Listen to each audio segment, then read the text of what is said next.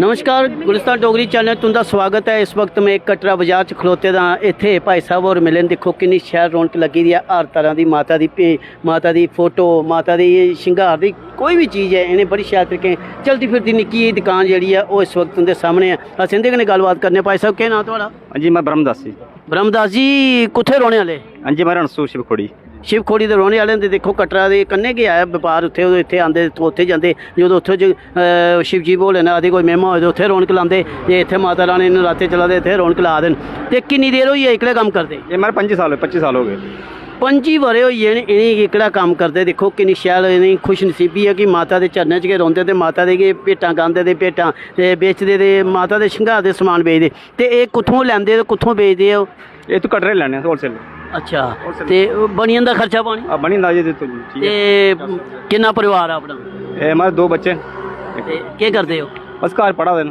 देखो 2 बच्चे की भी पढ़ा दे। ये निक्की चलती फिरती दुकान है। कम्म करने आस्ते कोई वो गल नहीं है कि कम्म नहीं होई सकदा। जेकर कम्म करने तुंदी आखदे ना अंदरों उम्मीद होए एखी होए तो तुस हर कम्म करी सकदे हो। जेकर कम्म चोर होना ते करना कक्ख नहीं है ते है कक्ख नहीं है ते ओहदे ताईं कक्ख नहीं है। इस करियै देखो छोटी मोटी दुकान च भी अपना गुजारा करी लैंदे। शैल तरीके कन्नै गुजारा करी लैंदे। 4-5 बची जंदा। क्या बात है, बहुत अच्छी गल है। तो उंदी बड़ी शैल चीज़ और आखदे मेहनत और बड़ा ये भार भी लगदा होना? हाँ जी, भार है तो 10 किलो भार होना। 25 साल पहले नहीं लगता? हाँ पहले नहीं, हूँ आस्ता लगना बनाना है। देखो किन्ने अच्छा लग्या असें गी कटरा बाजार दिक्खेआ कि भाई साहब होर जार केई आर्टिस्ट इत्थे जी खरीददे भी। अस उंदे कन्नै भी गल करने आं। केह् नांऽ थुआढ़ा? मैं तुंदी अपनी रेखा शर्मा वॉइस ऑफ डुग्गर।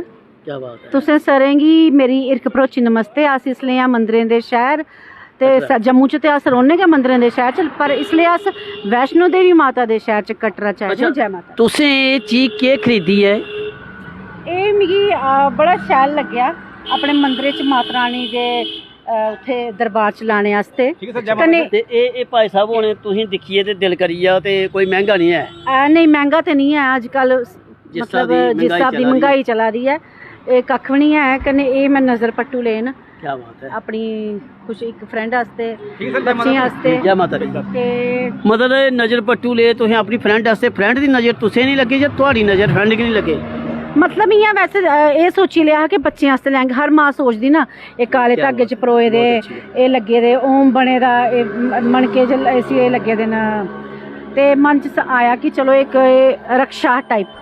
क्या बात है। और माता दे दरबार आइए तुसें ये चीज़ां खरीदियां न। माता रानी तुंदी मनोकामना पूरी करे। थुआढ़े जो भी तुसें ये सोचिए चीज़ां लेइयां थुआढ़ी ओह् मनोकामना पूरी करे।